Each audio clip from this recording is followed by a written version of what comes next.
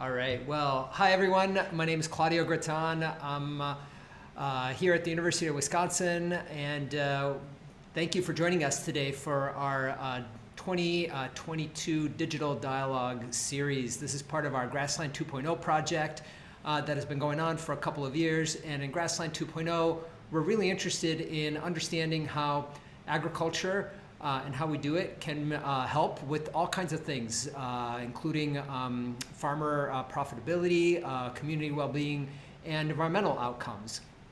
And we're very much focused on perenniality as one of the potential solutions or ways in which we can address this. But there's a lot of other ways of incorporating grasslands into our agricultural systems that we're also interested in. One of the things that we get excited about in Grassland 2.0 and that are working really hard to help develop is a process by which these conversations can actually happen, communicate or working with local communities, with watershed groups, and with other innovators that are seeing different types of agriculture come to be. This spring, we're focusing these digital dialogue series on what are the potential levers of change in our agricultural system. There's a lot of impediments to transforming and changing agriculture in a way that gives communities and society more broadly some of the things that we're looking for: clean water, healthy soils, vibrant communities. So how do we overcome those impediments? And our series today continues in this vein. We have with us Martye Griffin, who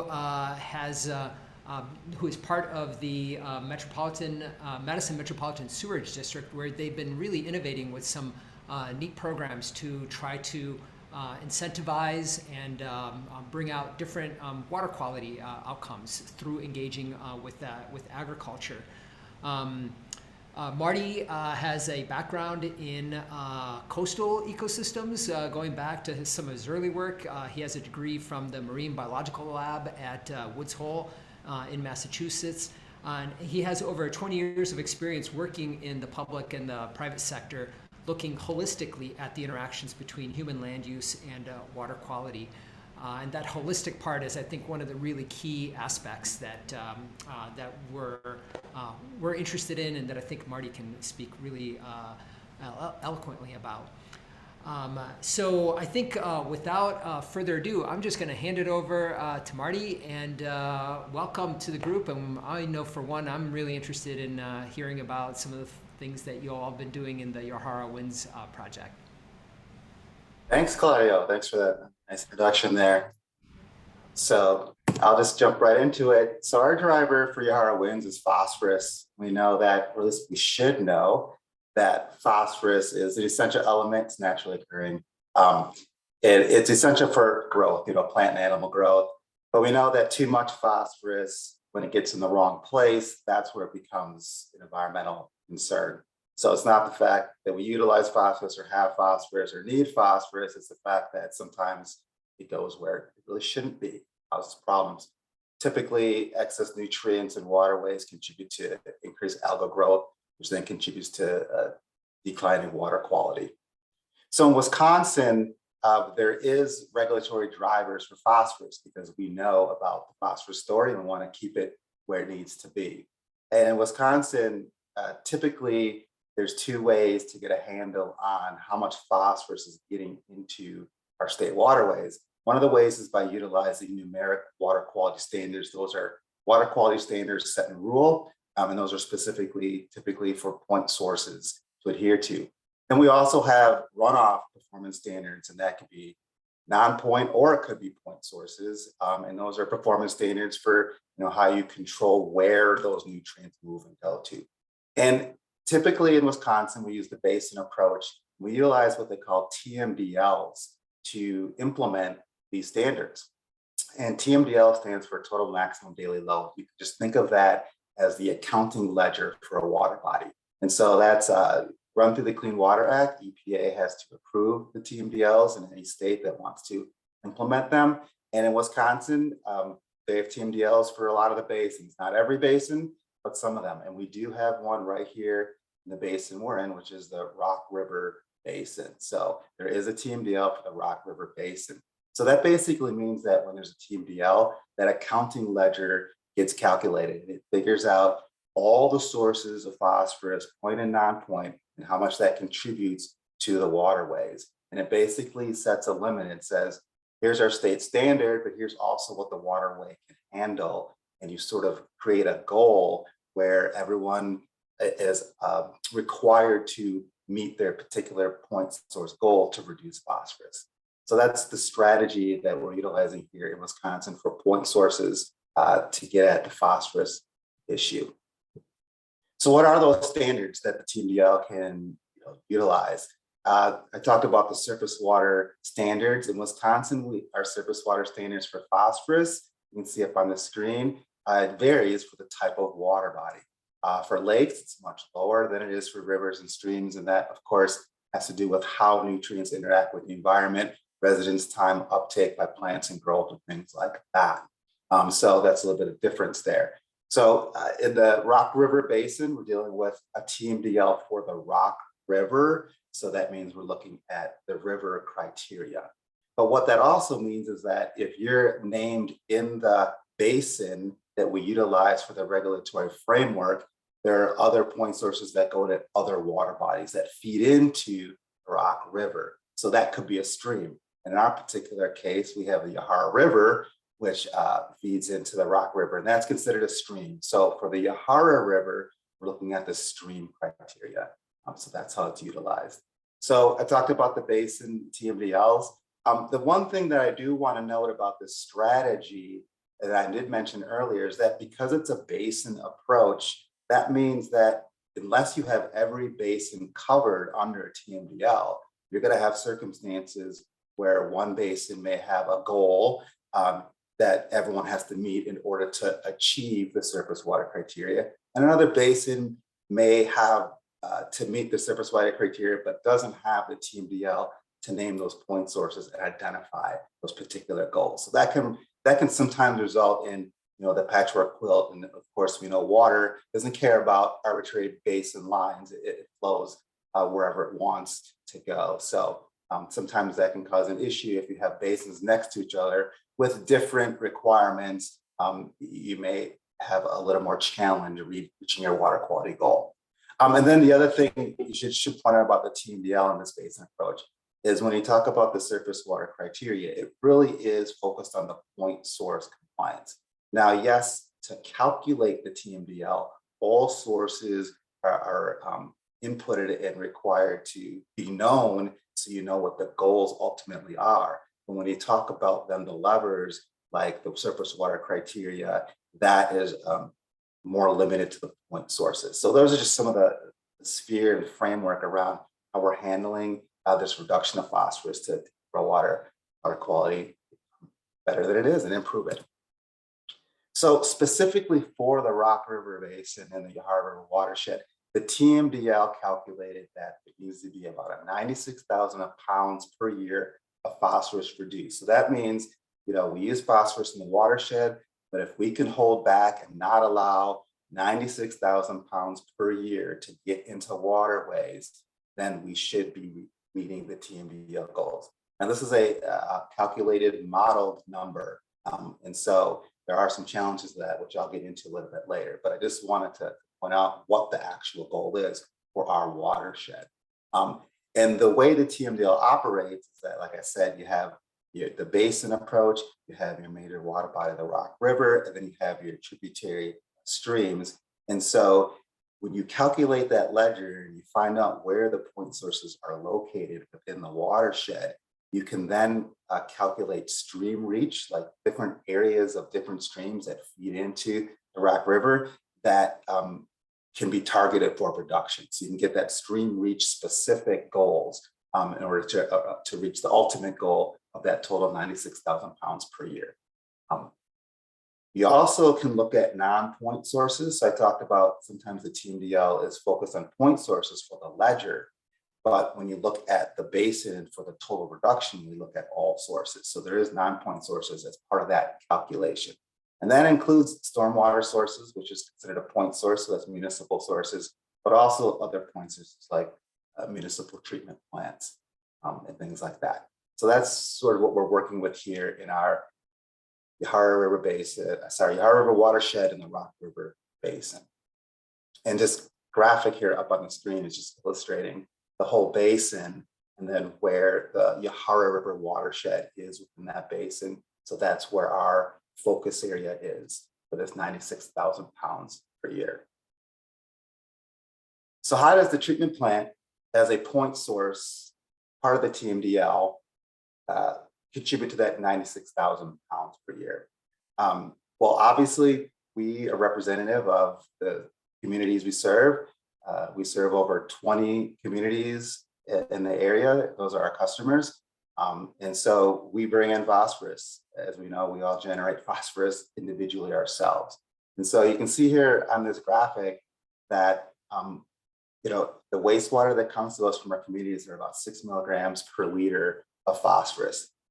At the district, we have a biological treatment system. We have a biological phosphorus removal, which basically means we utilize the natural organisms like the stream biota that you normally find, microorganisms, to clean our water. We basically simulate and speed up the natural stream processes. That's the type of plant we are. We're a biological removal treatment plant.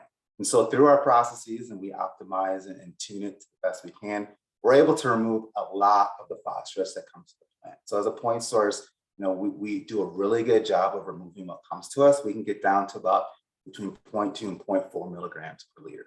If you remember that slide I showed earlier, you can see it up here for streams, and for that's the district discharges to a stream, our limit is 0.075.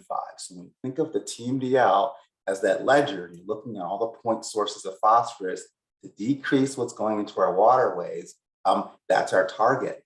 And so you can see there's a lot more we have to do if we actually were going to try and reduce the end of our pipe to meet that water quality standard. A couple of the graphical pictures you see up there are some of the ways, in addition to our biological treatment removal system, that we're able to pull out phosphorus. You can see that we have a land application program for our biosolids, and we're able to partition a lot of those phosphorus out into the solids. And so then we're able to, instead of having them discharge directly into the stream, we use them up on upland areas and sort of hold them where they're supposed to be so they don't get into the water. We also have an OSDARA process. That's a phosphorus mineral capture process. So through our solids handling, a lot of the leachate and byproduct water is very rich in phosphorus and a lot of minerals, and it sort of gets in the way of processes. So what we did is we put in a system that captures that before it can harden and cause problems to the plant. And so we're able to take that hardened material and actually put it through a process that creates these pellets that you can see in the photo. And that's able to be then repurposed and reused as a fertilizer additive. So you may notice on fertilizer products you buy commercially in the store, you might say contains crystal green. That's the trade name for the Astara mineral supplement. So we're able to remove phosphorus out of the wastewater that way as well. So all those types of things contribute to us getting onto our 0.2. But as you can see, the phosphorus rule and to meet our TMDL requirement, we have to get down a lot further. I just want to put this slide up here when I talk about all sources and I talk about the district. Again, we're considered a point source, so we're on the left side of the screen. And when you look at that 96,000 pounds of reduction in the TMDL as part of that ledger, it's sort of made up of different types of sources. And so, the treatment plant, we're a point source, we only make up about 20% of the phosphorus in that ledger. There are 2 other treatment plants in the Yahara River watershed that make up that 20%. So it's not just us at the district alone. And then we also have, the municipal stormwater permits. That's also considered a point source in somewhat. So as you can see by this graphic, only half of the phosphorus that we know we need to hold back every year to make an improvement in water quality comes from point sources. So even though the TMDL identifies all the sources, when you look at the regulatory levers and tools, really you can target that half of it. The other half is going to be coming from agricultural runoff. Yes, we have BMPs and we have performance standards, but those really only account for a portion of those agricultural runoff. But that's half of the phosphorus, and we know we need to hold back. So when you're looking at a TMDL, you want to look at all sources of phosphorus, not just the easy point sources of phosphorus that we talked about that you have the most regulatory controls over. Looking at the point source side again, coming from a district perspective, because we're driven by those regulations, if we were to get down to that to go from 0.2 milligrams per liter down to our 0.075 requirement right at the end of our pipe, it would be very, very difficult. Traditional compliance is basically building onto a plant, putting on tertiary treatment. So basically, at the end of our treatment process, when we're at that 0.2 milligrams per liter, we would have built a whole nother treatment system to take that 0.2 milligrams per liter water and get it down to 0.075. So that's expensive, really focuses only on the end of the pipe. And when you look at how we really want to approach water quality, are we going to even see any improvements at all? That's a question. So traditional compliance, sometimes when you're looking at a constituent like nutrients and how that operates in the environment, may not be the best option to sort of meet those regulatory requirements, especially under TMDL. Another way to illustrate sort of the cost of traditional treatment is that when you look at how well we do at 0.2 milligrams per liter is really, really good. To get down to 0.075, that's going to be another 70% removal that we have to do. And you can see that the more removal you have, the more it costs. And those numbers you see up on the screen, 140 million net present value and 240 million actual, is the actual number that came from our phosphorus study at the district. That's how much it would cost for us to put on tertiary treatment to treat 40 million gallons of water per day to get from 0.2 milligrams per liter phosphorus to 0.075. So very, very expensive. Well, this is just another illustration of what I just said. So we saw that price tag. We knew that, is it really fair to our customer communities that are all over the watershed? Some of them are north of our discharge point, some of them are south of our discharge point, and we would be implementing a very expensive solution that they would be paying for through their rates. They may not see a direct impact on water quality. So what are other options for us to address this phosphorus issue, right? You have a TMDL, there's requirements, there's targets, there's goals, but does it have to be the traditional treatment? Well, we're very fortunate in Wisconsin in that we have regulatory options. Not all states have these. So traditional treatment, when that doesn't pencil out, there are other options. And I show them up here on the screen. They're in the form of water quality trading or watershed adaptive management, or a combination of two or all three of these things. Very quickly, you can go online to the DNR website because they administer these regulatory approaches to get the details. But very quickly, water quality trading is essentially a one-to-one or a point source to an individual trading to basically say, I can't get down to 0.075. And so the money, I could just give that money that I would have spent on treatment, for instance, I can give that to you and you can do some good work up in the watershed. You generate some credits of phosphorus. And then I'll buy those from you. And that will count toward me meeting my 0.075 goal, right? That's water quality trading. It's individual one-to-one point trade. Watershed adaptive management is a little bit different. It's not a one-to-one transaction. It's a different approach where a lot of sources work together. I'll get a little bit deep into that because that's the option we actually chose. And then you can also do a combination. A lot of treatment plants or point sources may want to utilize, oh, there we go, the joys of working at home and giving presentation. Hopefully you don't hear that phone ringing. The combination approach is basically if you didn't have enough cash to do all the requirements through trading, maybe you could spend a little bit on treatment that was a cheaper option, but you couldn't get all of it, you can kind of trade for the rest of it. So that's how you kind of do a combination. I'm gonna pause for a second.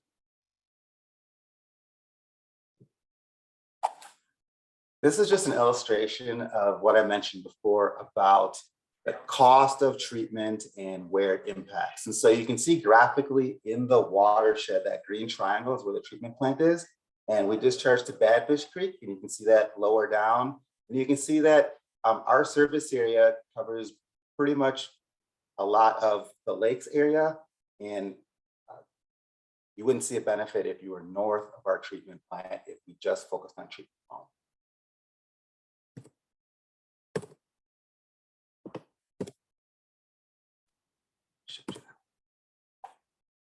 So when we decided to go with adaptive management, we had to basically show that, yes, adaptive management really is a cheaper option than trading. And I'll get into what the details of adaptive management is, but it's still predicated upon some type of having money to pay for some type of reduction in phosphorus.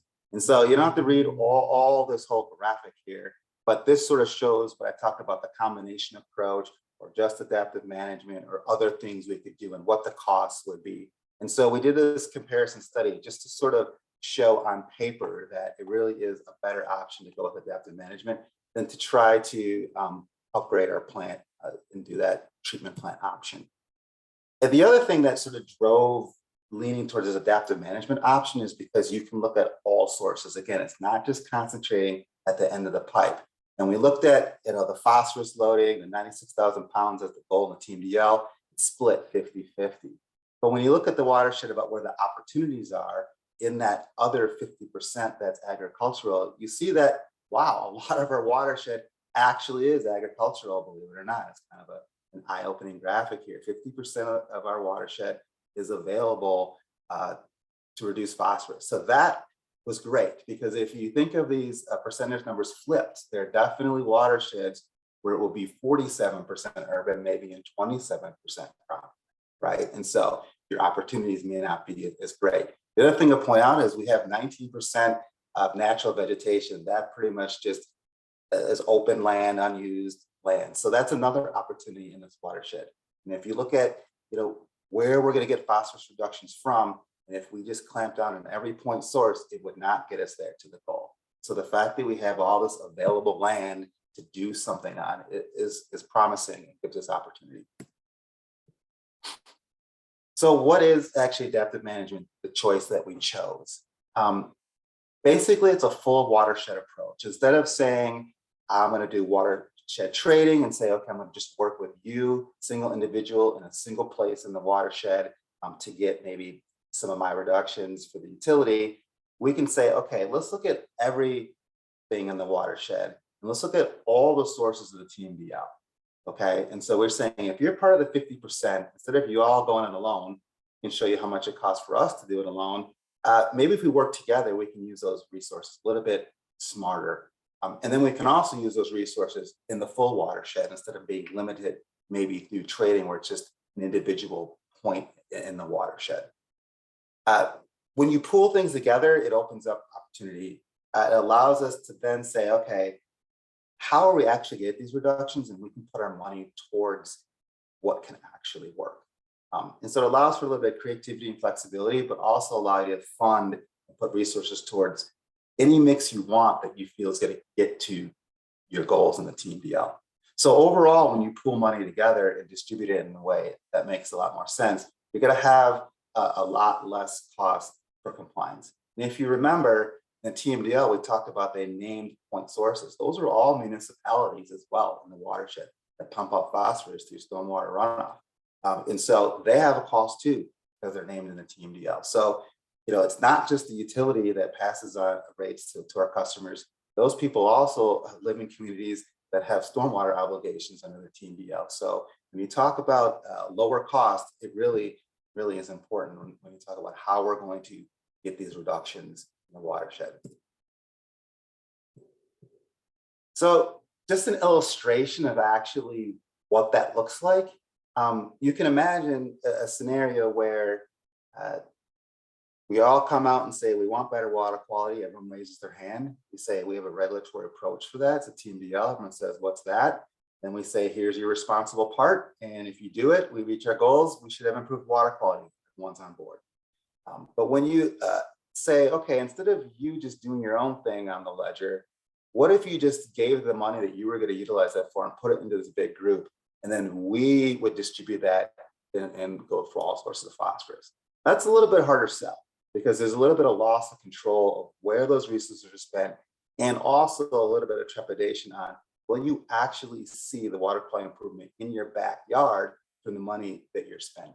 So we had to sort of quantify maybe what some of these savings were to make it a little bit more palatable to say, okay, yes, you may not be spending money in your backyard, but you're also spending a lot less money than you would have spent.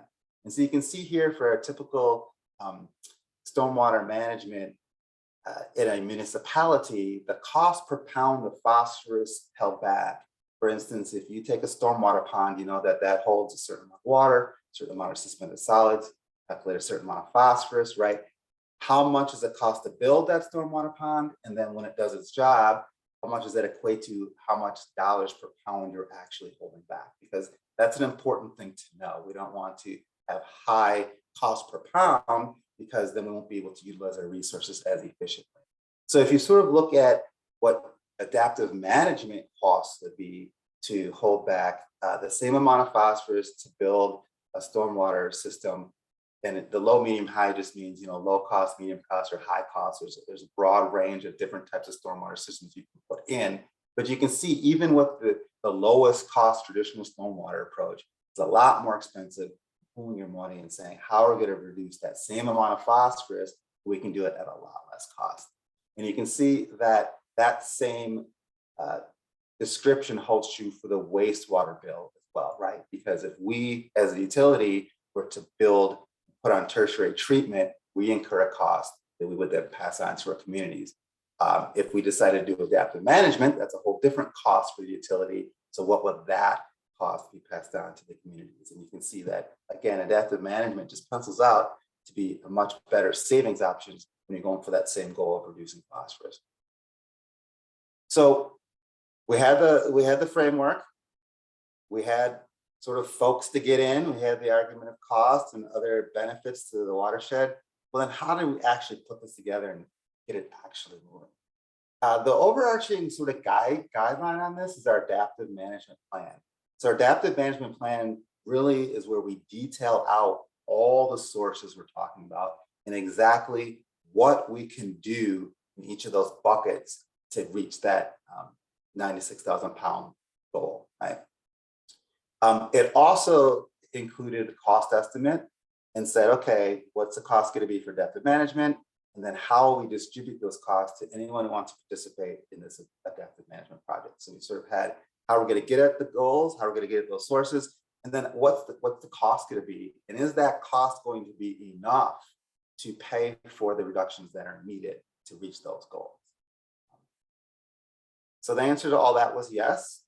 And so to get people signed on to make sure that this wasn't something that would go away, and also to give the point source permitted entities certainty that they were actually going to meet their regulatory obligations. We entered into an intergovernmental agreement with all the parties that wanted to do part of the adaptive management. So basically that means all the municipalities in the watershed, all the point sources in the watershed that were required to do something for phosphorus signed on for a 20-year agreement in the watershed.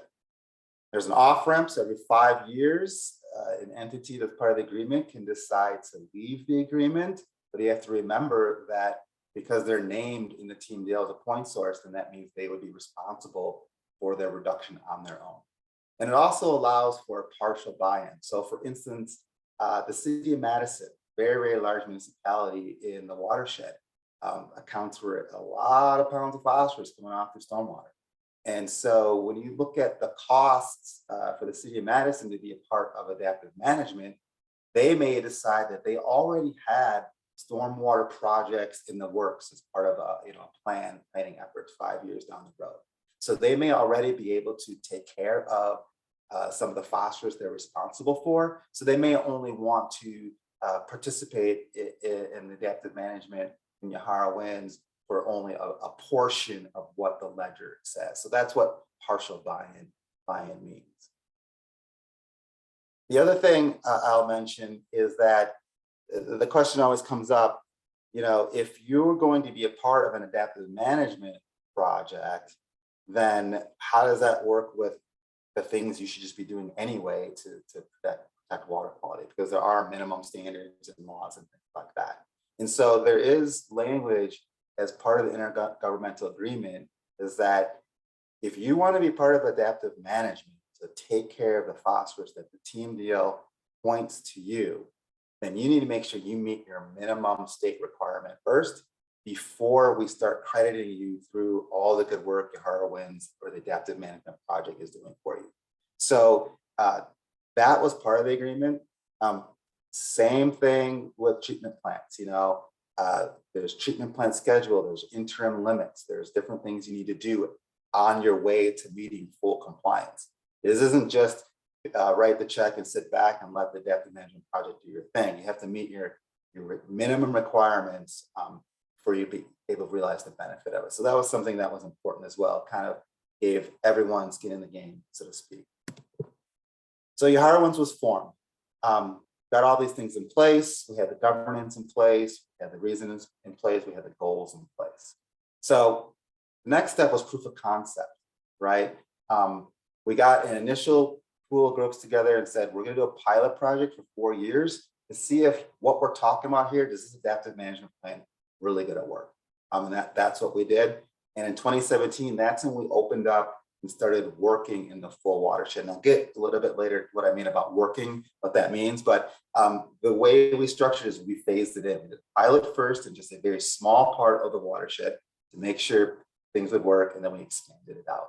I mean, if you want to learn a little bit more about that history, the pilot and expanding out, you can go to our website, which I have the web address listed here.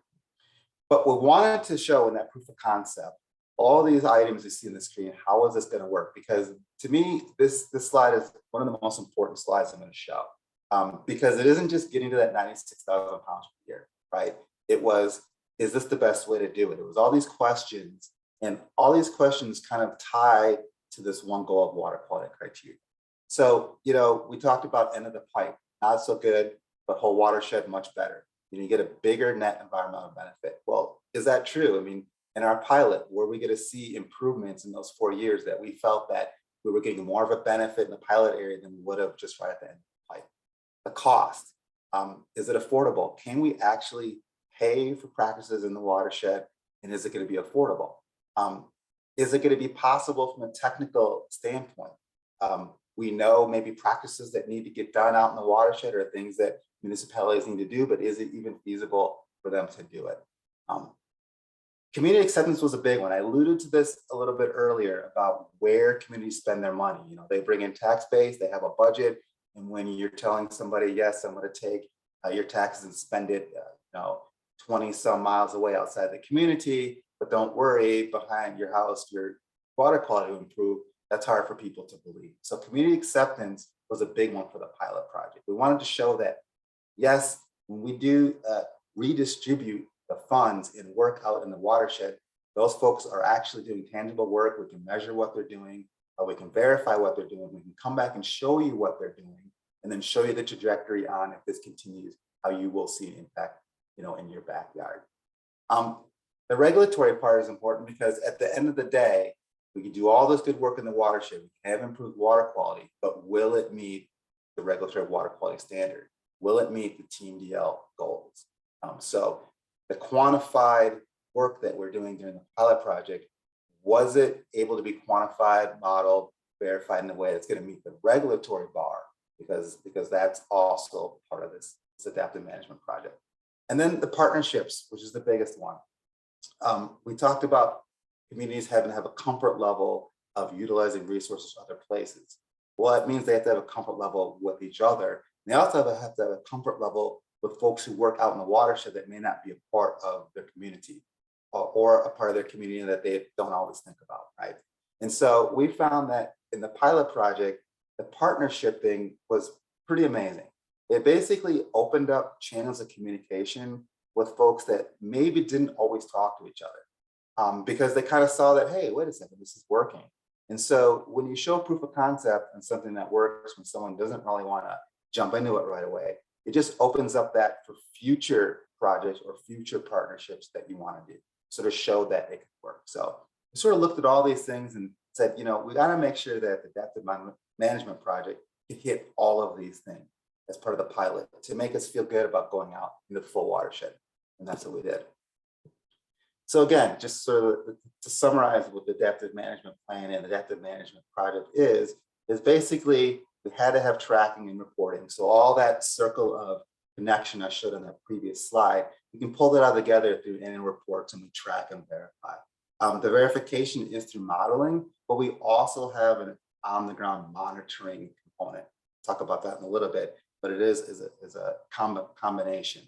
And then we talked about 50% of the goal is in the agricultural area. So we have to have growing farmer participation. That's a key for the project to be successful. So it's not just the named point sources in the TDL, it's also the other sources of phosphorus in the watersheds will all have to work together.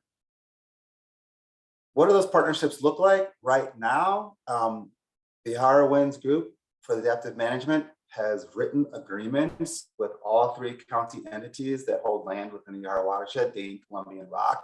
Those agreements basically outline how resources will be distributed to those entities and what they do with the resources in terms of reaching the 96,000 pounds held back per year goal. So what phosphorus reduction activities will they be facilitating or leveraging in the watershed?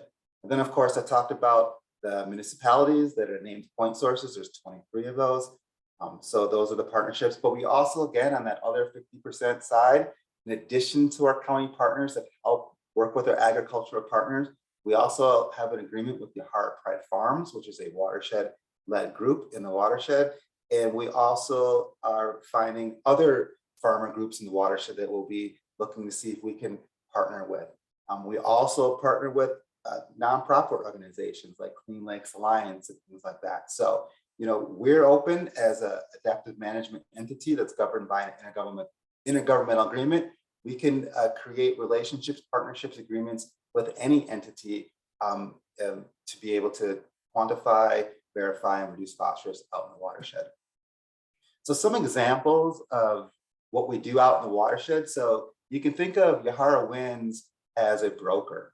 So we're a broker made up of all the entities that are named to have them reduce phosphorus, but we can broker our resources that we collect to then push them out into the watershed to other partners who are actually good at doing this type of thing, like Yahara Pride Farm or county partners. So we pass the money through and get promises, which we verify through reduction. So some of the practices we see out in the watershed are some common ones that you always have heard of, cover crop, strip till, buffer, harvestable buffer, things like that, right? This picture is just showing a little strip till and a little bit of cover crops. But all of those types of agricultural practices need to be able to be quantified somehow for Yahara WINS to be able to take credit under the adaptive management plan. So it's not just that farmers or the county is facilitating farmers actually doing this. There's a whole sort of process that has to happen for Yahara WINS to take credit for it. So what that really means is that there are a lot of farmers doing great stuff out in the watershed that Yahara WINS may not actually be calculating under the TDL. So, when I show data later on in this presentation about our quantified reductions, what we're seeing, just keep in mind that it's only what we're able to collect that our partners want to share with us, that they're able to give us, right? So, for instance, Yahara Pride Farm is a farm group we work with. They've made it a practice to say, we're going to collect data from our farming partners, regardless of if the funding comes from Yahara WINS, right? Makes a lot of sense. Our Dane County partners can do the same thing. They have a very large staff, they have resources, they can quantify all the phosphorus reductions that they're going toward in the watershed, regardless of if the funding directly came from Yahara WINS. So we're able to take that information. But we also have other partners that can't do as much. And so they're limited to just the resources that WINS gives. So just putting context to, the numbers that we show. Some of the urban practices, I talked about the municipalities, our MS4 partners. It's a little bit harder to do some stormwater practices. They're more expensive. You need to have land.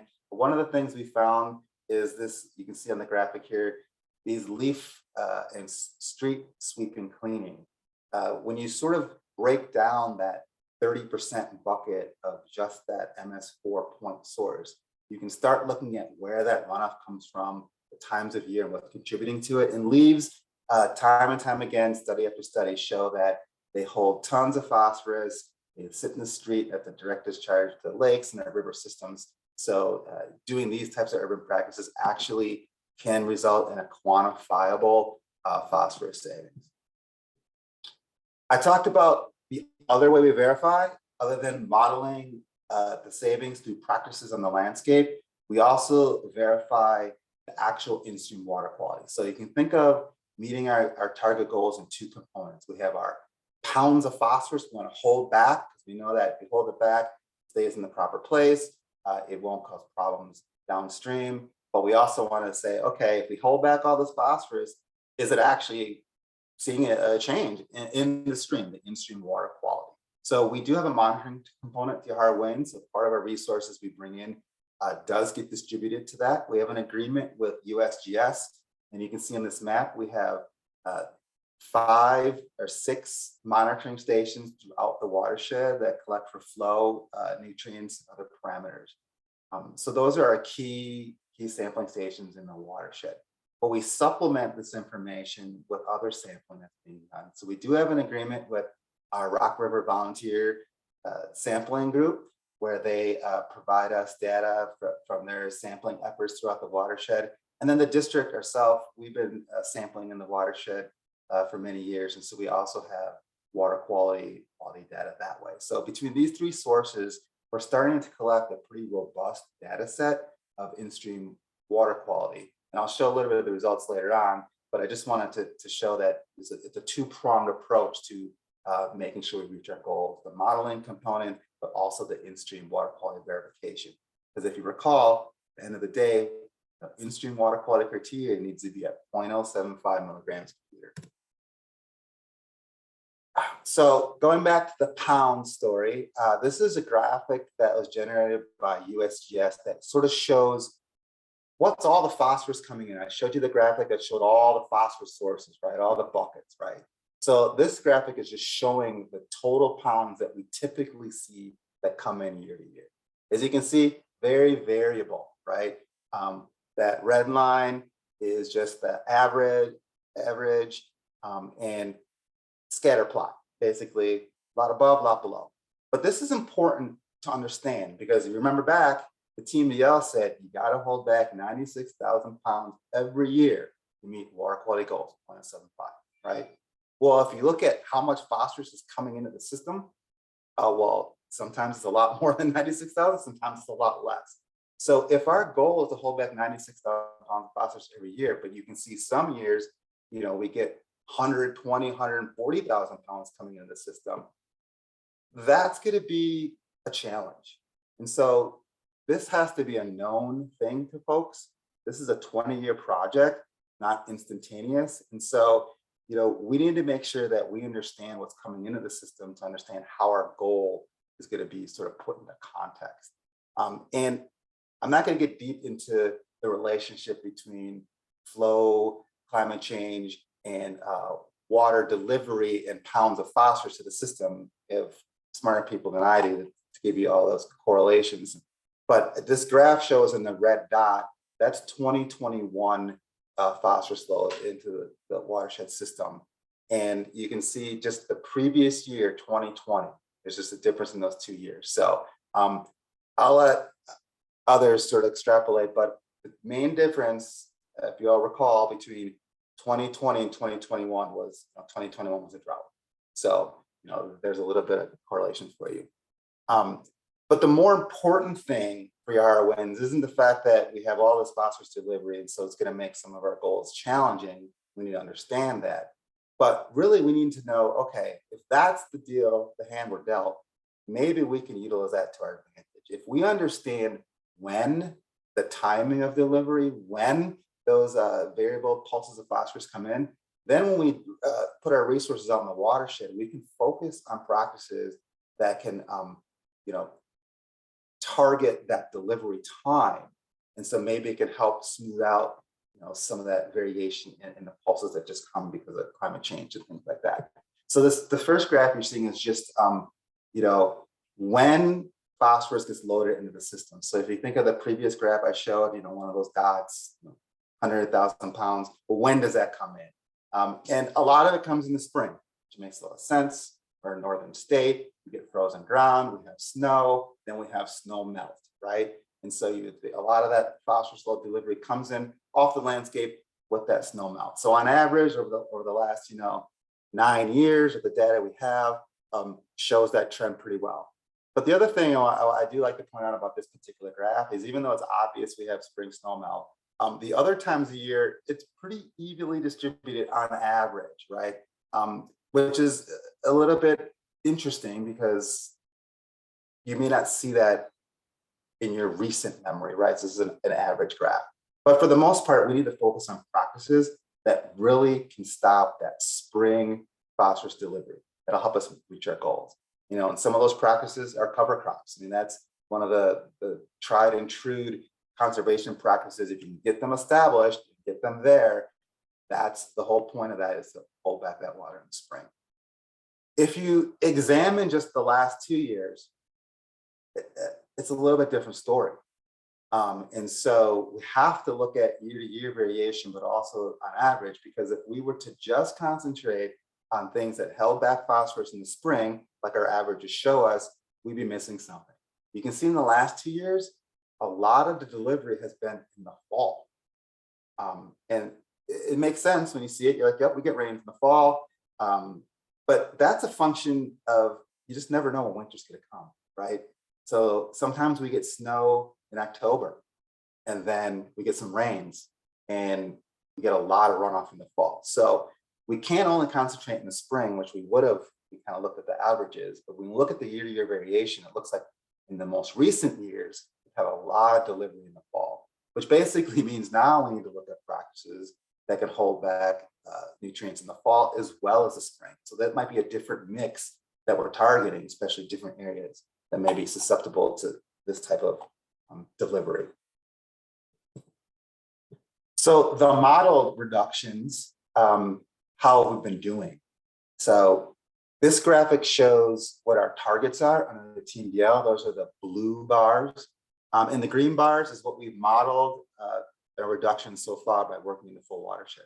You can see we've been exceeding our goals. So the way we calculate these numbers, for instance, we use a model called SNAP Plus, which is an established Wisconsin agricultural model for farming scenarios.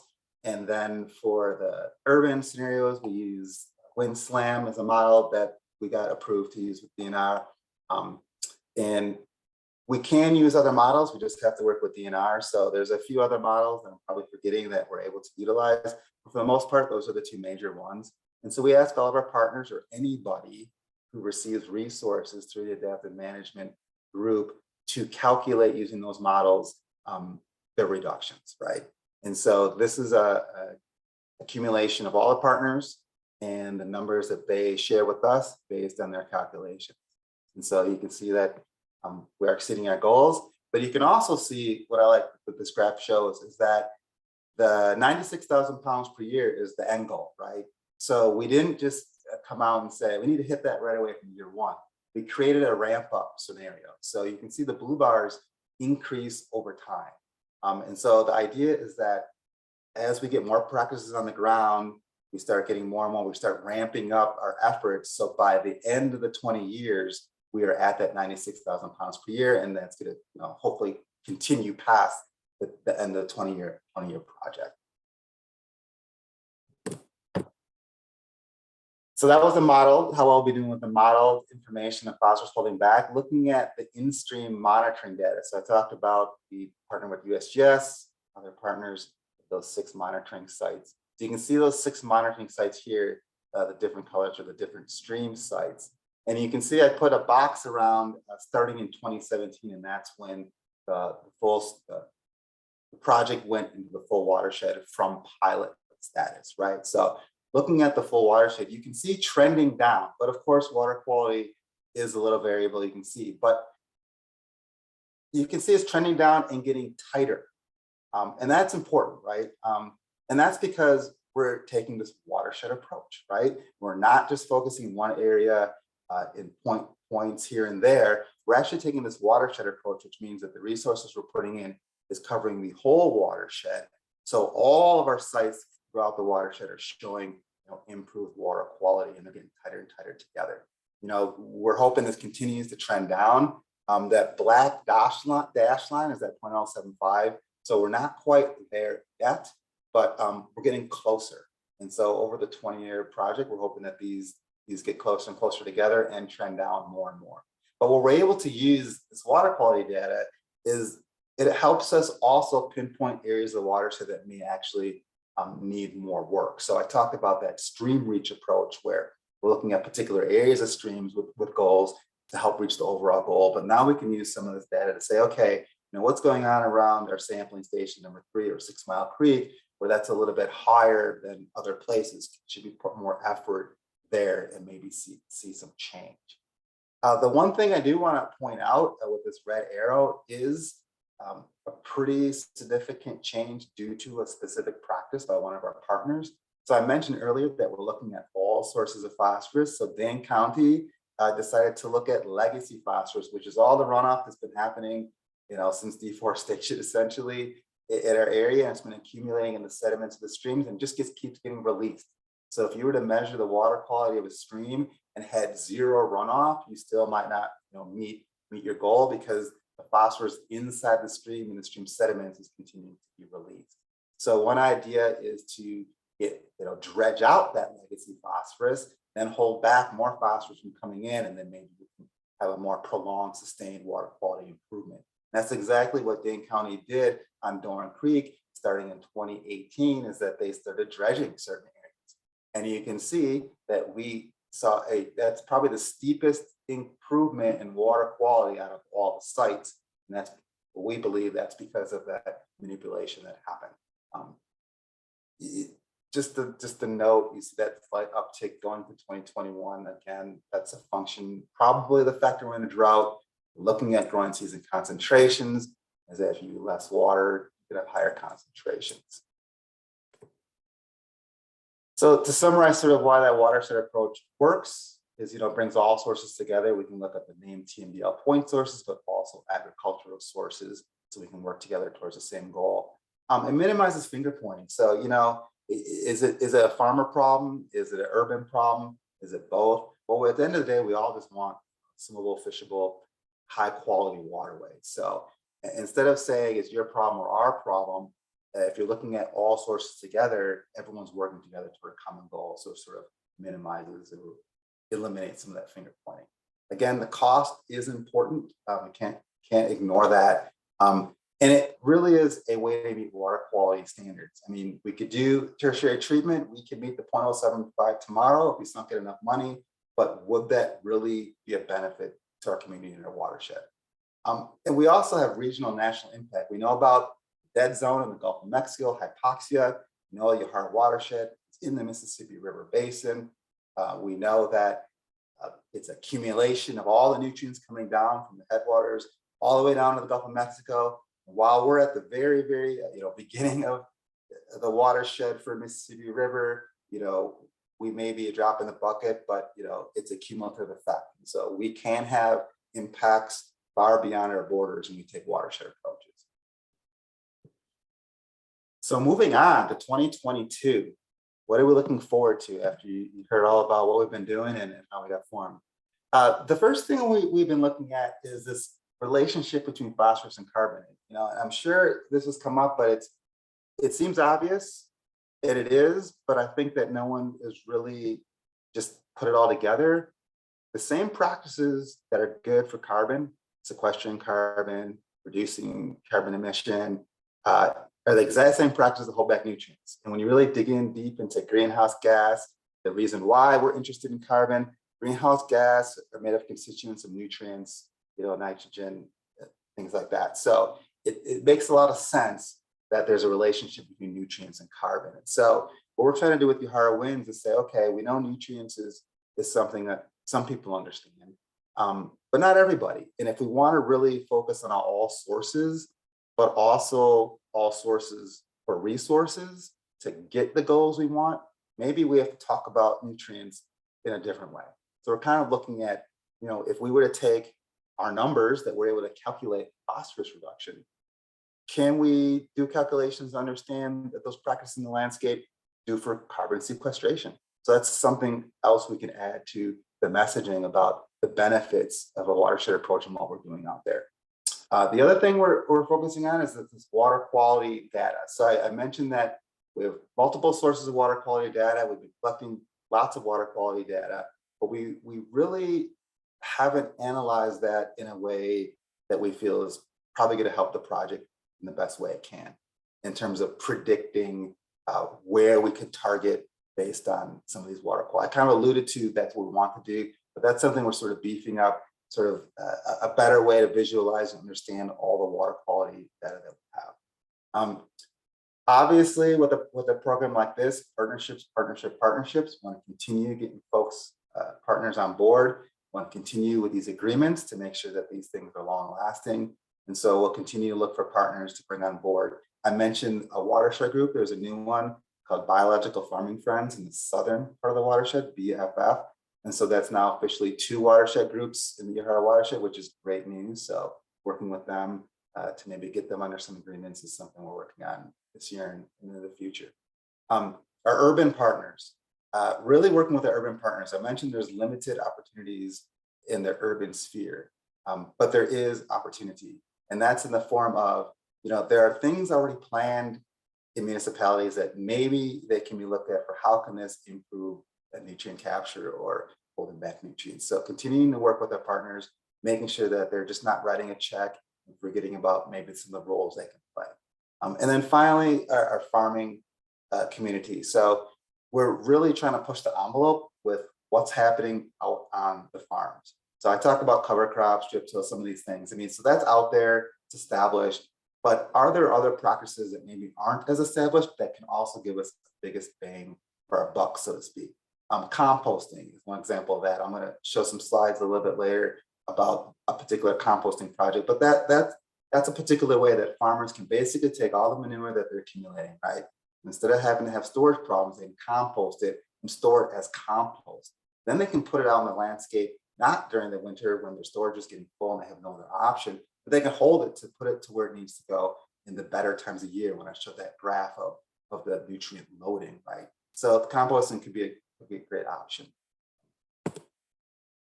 So here's the compost project, or one aspect of the compost project. And I talk about the benefits of composting because it's an easy way to handle nutrients, so you can control where they go and how they move, right?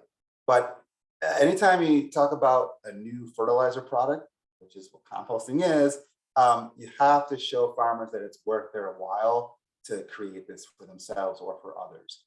And it comes down to how well the crops grow or whatever they're trying to grow, right? So that's nutrient availability. When are the nutrients available? How fast? How much? Right? And then also soil health impact. So those are 2 things that we don't know anything about composting, like the compost that we want farmers to make, that they can make with the materials they have, which is essentially carbon from corn stalks and then dairy manure. What's the nutrient availability of that type of compost? Don't really know yet, so we're going to look into that. And we decided, well, if we're going to look into dairy manure and dairy compost, why not look at other types of compost? So you can see up there that we kind of extended this into utilizing biosolids products. So bringing this full circle to the sewer district and our land application program. I talked about one way we remove phosphorus out of the water we discharge is through the solids program, right? So put that up on the land where it's not going into the water. And so we're constantly looking for better products because we're part of the farming story too. And so we can make a compost product, which might be good. And what does that look like, farmers? Is that a worthwhile product? So we're going to try to get some of these answers to help us provide better information to farmers when we talk about these alternative ways to manage nutrients, manage manure, so keep that phosphorus where it needs to be. So the other project, municipal project, which I'm calling the sewer district municipal project, even though we work out on farm fields, essentially collect all the community's waste as a municipality. We're looking at ways to improve our land application program. So I said we're urban farmers, right? We have nutrients we bring in from the community, we put it back out in the landscape for beneficial use, but we also need to make sure that we're not contributing to the problem as well. We're part of Yahara WINS, and we need to walk the talk, so to speak. So what we've decided to do is, we will not apply our biosolids on farm fields back-to-back years. And the reason for that is the nutrients that come from humans are really, really high in phosphorus. Talk right away, that very first slide, essential for animal and plant growth. We need phosphorus, but we excrete tons of phosphorus, right? So our particular nutrient product or our fertilizer product is really high in phosphorus. So we need to make sure that we're not loading up that phosphorus in the soil, so then there's increased risk of runoff with rain events. So we don't do back-to-back applications. We wait every 3 years. So if you want to get our fertilizer product, you gotta wait every 3 years. We also look at our soil tests. We want to make sure that any field that we apply on for our beneficial reuse isn't loaded up with phosphorus. So we use the 200 part per million threshold that I believe is required for certain size farms in the state of Wisconsin for applying phosphorus or fertilizer to the soil. And then again, that phosphorus availability. We want to kind of look at all our products, not just composting. We have a liquid product that we inject in the soil, and what's the availability for that, because that could help farmers make better choices as part of the nutrient management planning or how they utilize this particular phosphorus fertilizer in their rotation. The other thing we're looking at is how we inject. So all biosolids are required, I should say that, not all biosolids. Our liquid Metro product is required to be injected subsurface, and typically there's a lot of tillage because you got to make a big trench to put the material in the soil. And so we know that tillage is not good in terms of having phosphorus be able to move. The more exposed soil you have, the more water runoff, the more phosphorus can move. So one of our conservation practices we push for our partners is low disturbance manure injection. So for farmers that have manure, they can utilize underground injection for their manure application. Well, we need to look at the same for us. So we're looking at how we can make our underground injection even better. And so what we've done is essentially eliminated as much tillage as we could from our injection system. And we were able to eliminate all that tillage and all that disturbance. We actually found that we could reduce over 0.5 pound per acre of phosphorus for all of our applications. So that's a start. But we were hoping that this example could be used by other municipalities in the watershed that have land application programs as a way to get at reducing phosphorus. So that's another way we can focus on some of that urban phosphorus. And then again, I mentioned these alternative biosolids products. I talked about the composting, but there's also other biosolids products that could vary in nutrient availability and nutrient content that we can look at. So that's some of the things that we're doing at the district to reduce phosphorus out on the landscape. And with that, I guess we can be ready for the Q&A part. Thanks. Thank you, Marty. Wow, you've given us so much to think about. This is really fantastic. Okay, I'm gonna kick the questions off. There's a lot of great stuff in the chat. I'm gonna circle back to I think one part where you kind of alluded to, which was the challenge of changing precipitation patterns and climate.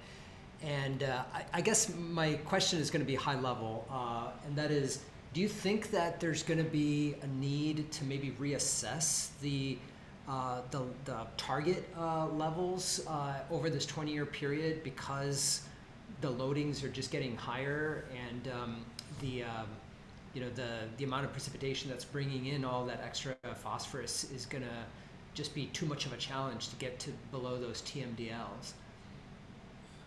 Yeah, that's actually a pretty good question. That's actually come up a few times. Should we redo the models that we originally used to do the target? So there are a couple layers to this.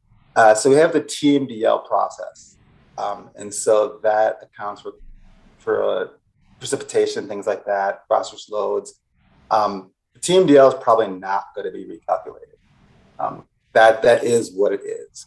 But what we can look at is what we feel practices will work to get to that goal. So when we originally put this together, we said, okay, to reach 96,000 pounds per year, we need to have, this many acres of cover crop, this many acres of strip till, this many acres of whatever. And here's the mix that's going to make that work. I think now that loading data shows us that we need to focus more on what those practices are, the ones that actually hold back a lot more water than others, and when they're actually utilized on the landscape. So I don't think we're going to redo the model because we know it's still variable with that loading. Just because we have climate change and we know we have more rain doesn't mean you have more loading, right? So, and it all comes in different times of the year. So I think on the whole, climate change is going to be something we deal with, but I think it's going to be more in how we operate on the ground than maybe redoing a model that changes some target. Mm-hmm.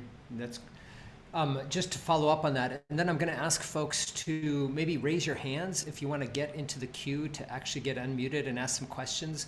And so as we do that, if I can ask a follow-up, you've shown a really impressive kind of increase in the kind of pounds of phosphorus that have been held back onto the landscape. Has that been number of acres that are doing things, or has that been the types of practices that the existing producers are doing to increase the retention? Oh, great question. It's actually a combination. I wish I had that graph. Actually, so we like to categorize our pounds in two ways. We call one category annual pounds, which means that the practice has to be done every year to get those pound reductions. And then we have another category we call carryover pound, which means that it's more of a built hard practice, like sort of like stream stabilization or something, right? When you put it in, it's going to hold back that soil for, the built life, 10, 15, whatever, how many years. So those numbers I showed in the graph are a combination of those different practices. So I guess to answer your question directly, it's not a combination of acres. It's more of what practices are out there and how much phosphorus they're holding back. And each practice could be on a variable number of acres or affect variable number of acres, which goes into the calculation of how much phosphorus is being held back. Rosalie Cates, I want to ask you to unmute yourself if you're interested. You had some really great questions having to do with how do you get people involved? Are you willing to? Sure. Yeah, thanks, Rosalie. If you can hear me. Well, thank you for taking the question. Yeah, just really curious. I love your presentation, first of all. Thank you for amazing information, well presented, and a happy face. How do you work with farmers as such a disparate, dispersed, whatever group? How are these communicated? Sounds like you've got everybody on board. Well, the secret is trusted messenger. So we took the approach of if we partner with people that the farmers trust, that's who they'll listen to. They're not going to listen to me. I'm not a farmer. I don't know anything about what they do and their challenges, right? So the Yahara Pride Farm Group was instrumental in being one of our trusted messengers. And so the resources we give to that group, they've created their own cost share program. So essentially, this farmer-led watershed group has their own cost share program that they go out and solicit for and talk to farmers. So it's a farmer-to-farmer interaction, but they're using Yahara WINS resources to fund that program. So that's one way to connect the farmers, farmer to farmer. That's really what we do. Thank you. Greg Klinger, you are next in line. Great, thanks for taking my questions. I actually have two that are kind of related to the modeling and monitoring and reporting involved with this project. So the one is, I was curious how that might translate with that kind of paperwork and scientific kind of data being utilized, how that would translate maybe to a smaller community that has less resources.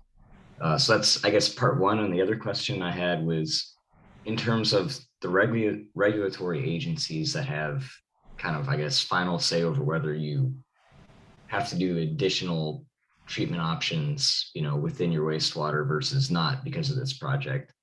How much do they rely on monitored data versus modeled? All right, two great questions. I'll start with the second one first. For adaptive management, because every adaptive management project looks slightly different, you can go online and look at all the different adaptive management plans and you'll see that they're a little bit different. The answer to, are you going to look at in-stream water quality monitoring or modeled reductions? That was something that we negotiated with the department because we knew that climate change was out there. We knew that you could do great work in the landscape, but there's a lag time to water quality improvement. And we knew that if you relied on just 0.075 alone, you may not be reaching your goals. So what we did for our adaptive management project and plan that we got agreement with DNR on was that we were going to utilize both of those two. We're going to use the model reduction and the in-stream requirement as a way to look at success. So we don't rely on just one, we can look at a combination of both. When it comes to administration and doing the modeling and verifying, I mean, you raise a very good point that that's expensive and time consuming.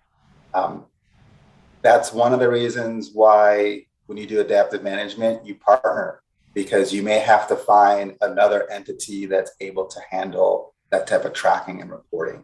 On our end for Yahara WINS, we actually have a dedicated position through the sewer district that works on our watershed work. So that person helps with that sort of tracking, verification, spreadsheet, making sure everything is correct. So then when we get audited or asked by DNR, hey, you said you had 35,000 pounds produced last year. Well, what practice was that here? We can actually provide that information with the help of our partners. So that is a challenge, but I think the nature of the partnership for adaptive management, if a smaller community wanted to utilize that option, that's something they would be looking for. Who's the partner that can help us with this part of the project? If I could follow up a little bit on that, some of the practices that have impacts on the reduction might be very well quantified. Are there other practices that maybe are thought about or maybe are not seen as appropriate just because there's just not enough data behind them? Are there kind of innovative things that people are doing out there that maybe haven't quite fit under the umbrella of like, these are the kinds of things that we could support? I don't know the answer to that question, because when we focus on reductions, we ask people to quantify. So that's an interesting question. Maybe someone else smarter than me can answer that. I kind of feel like there's nothing out there we can't quantify. It sounds good. Hans Koch has his hand up. Hans, feel free to unmute yourself. And Hans, I don't think we can hear you. Okay, Claudia, I'll take this chance to say something because I just remembered. There is one particular practice that I'm interested in that we're having trouble quantifying, and that's like wetland restoration. So wetlands are very, dynamic and they're not straightforward. And so we know they hold back water, probably hold back nutrients, but they also probably release them at some point. So, you probably could have a benefit, but quantify that would be difficult. I think the one innovative project that was a challenge to quantify that I think they're getting really close to is that dredging project, trying to quantify the flux of nutrients at the water interface at the bed of the stream. And then if you remove that, what that interaction is, that's another challenge. So those are two ones I just thought of. Thanks. Good. Thanks. Claudio, can you hear me now? Yes, Hans, go ahead. Hans Koch, Conservation Technology Information Center. We are running a pilot in the Western Lake Erie Basin for phosphorus removal by farmers. And we paying them for no-till and cover crops like you are. Very small program funded by private industry, fertilizer industry. And I was wondering, how do you pay your farmers? We pay our farmers by pounds of DRP removed, because the dissolved reactive phosphorus is the component that is really causing the algae blooms. And we're paying them by the acre, based on NTT modeling of how much they are removing. Just to make sure I have the question, you just want to know how we compensate? Yes. Yes, okay. So we actually leave that up to our partners. So the requirement we have with our partners is like if you come to an agreement with us and ask for a certain chunk of cash, that we're expecting a report that tells us what you're doing with that money. But it's up to them how they want to distribute that money. So one example is our Yahara Pride Farm Group with their cost share program. They do it on the acre basis. For instance, how many acres you enroll, you get paid, I think, some 20, 25, for certain practices, $25 an acre, up to a certain cap. And each practice is a different amount because some practices cost more than others. With our county partners, a little bit different. They have other resources. So typically, like Dane County, one of our county partners, they have other federal money, like RCPP money, they have a grant, and other USDA monies. And so they sort of leverage our money with those. So they may have a cost share program that they're bound by the federal rules, maybe a 70% cost share, but then they can leverage the Yahara WINS dollars to then make the farmer payment amount less. But it's up to them on what they want to do with that money to stretch it to make that payment less. So we don't really have a fast rule on $50 a pound or X number of dollars an acre. We leave it up to our partners. But again, our agreements have expectations on the pounds of reduction that our partners are going to show and give us. So, it's in their best interest not to pick a project that costs $1,000 per pound, because their money is not going to go very far and they're not going to show many reductions in that. It's not going to be a benefit to us. So Actually, we're paying $100 per pound, and that results in about $10 to $15 an acre when you use cover crops and no-till. So, and we use private funds, so they can be added to the federal program payments the farmers are getting, and that makes it effective. So I really appreciate your presentation. Thank you. yeah. Thank you, Hans. Mark Rydell, looks like you've had your hand up a couple of times here. Yeah, thank you. So full disclosure, I work for the DNR, and we are a partner in Yahara WINS. We have a fish hatchery that discharges and has a permit. So we work closely with MMSD and Yahara Pride Farms and all of our other partners. It is an amazing project, as Marty has said. Just getting to your question about practices that may not be as well documented. Ultimately, at the end of the day, this is an adaptive management plan, adaptive management program. It's a little bit of a hybrid where we're tracking reductions by practice, but really the goal is meeting the in-stream criteria, and that's one of the primary things we're looking at. For pounds of reductions for agricultural practices, if there's an NRCS field engineering technical standard, we go by that, and that's true for any of our watershed-based permitting, including trading. We will also accept values from published literature, and then there's been cases, for example, Marty mentioned the dredging of historic legacy sediments where we know some of the phosphorus is over 150 years old and in the thousands of parts per million. But also working with municipalities on leaf studies and quantification of the amount of phosphorus that's removed by street sweeping. And so there's been a lot of really neat, really innovative work done. And as Marty said, none of it would have been possible without all these amazing partnerships. Thank you. That's great. Dick Hates. Sure. Claudio, thank you. Martin, I'm so impressed with what you are doing and what the farmers of Yahara WINS is doing. It's really a model in my small rural township here west of Madison and our town of Wyoming. We're trying to implement something similar, but on a much smaller scale. My question is specifically related to agricultural practices that perennialize the landscape. I'm very much aware that trials have been conducted within the Yahara watershed looking at how permanent grassland can reduce phosphorus movement and soil and phosphorus movement. My family practices those grazing practices are in place on my farm here for 33 years. Our son runs the business now. Something similar to what I see behind Claudio in the landscape photo. I'm wondering what traction that may have gained in the watershed, and if you could add some wisdom to that. Thank you, Martin. Oh, thank you for the question. I'm not an expert in that, so I don't know how much wisdom I have, but I can say that I know that, one of our county partners recently implemented a similar type of program, so that became part of the portfolio that we're able to utilize for our reductions. So I'd have to go back and look at the data and say, okay, out of all our reductions, this amount is due to pasture grazing and things like that. But I definitely agree that you certainly can quantify it. It's a great thing, and if that's what people want to do on their land to help stop phosphorus from moving, that's great. We'll take those. So you're not actively promoting particular types of approaches. It's whatever comes out of the conversations that are happening within the groups that want to partner with you all. That's correct. Yes, we have goals, and the best mix to get to those goals is going to be up to the individuals that have to utilize those resources to implement those practices to reach our goals. So I know we have a limited amount of time with you, Marty.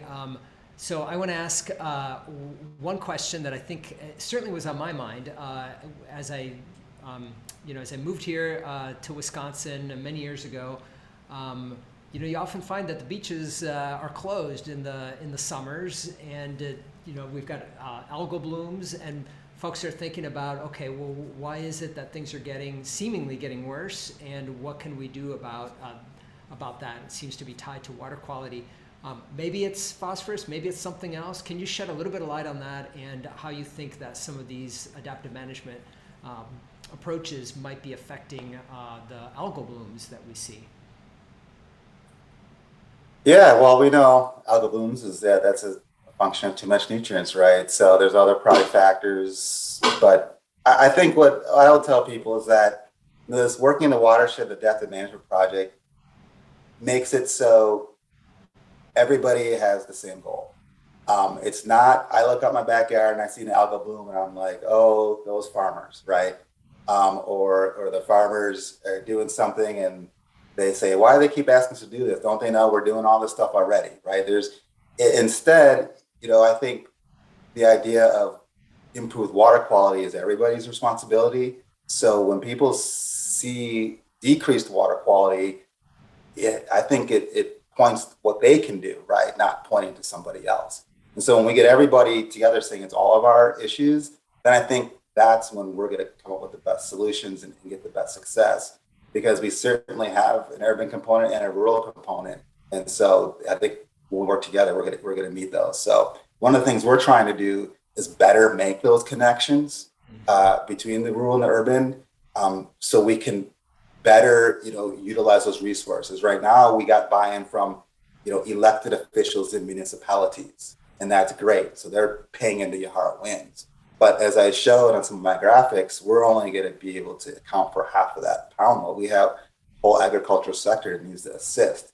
So if Yahara WINS can't pay for it all, right? So, if we make those connections, then maybe ordinary citizens might say, wait a second, maybe when I give my money to Ukraine relief, I can also give some money to the farmers, because that's something that's important to me and that's something I can do, right? So I think that's where we're trying to get to. Mm-hmm. Thank you. That's a great answer. I'm just curious about the biofertilizers that you all are creating. Are those staying primarily within the watershed, or is there an opportunity? Are there markets? Are people buying them and kind of moving those nutrients outside of the watershed? Yeah, so for the Ostera Crystal Green product, that mineral phosphorus product, that's a contract with a national company, so that's being exported out of the watershed. Our land application program is primarily in the watershed. We have a few sites outside the watershed, but just distance to haul material puts us at about a 35 mile max radius from the treatment plant. So we're pretty much in the watershed. Mm-hmm. That's great. Marie, are you on, and are you willing to ask your question or share your thoughts in person? Yeah, hi. I thought I put it all in the chat. I just wanted to, hi Marty. I just wanted to say that we've had really good success using, just partnering with WINS on some of these little innovation grants that they put out every year. for folks in the watershed. And we've done some really neat stuff with, in some ways, small amounts of money, but it can go a long way. So it's good to get new equipment into farmers' hands and getting them to try new things without too much investment. And so we've got some neat things happening in the southern part of the watershed. Thank you, Marie. Thanks for sharing your experiences there. Well, just to wrap things up, I want to first of all thanks Martye again for joining us today on this Digital Dialogues.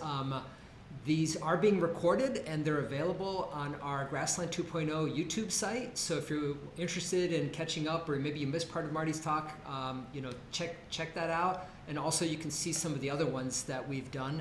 Our next Digital Dialogues is April 19th, again starting here at noon Central Time.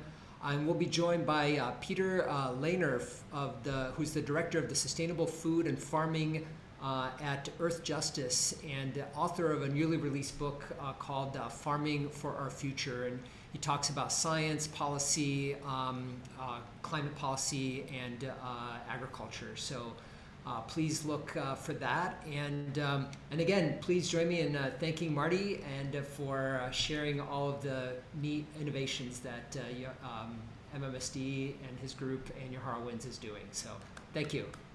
Thank you. I'll be here for the rest of us. Thank you.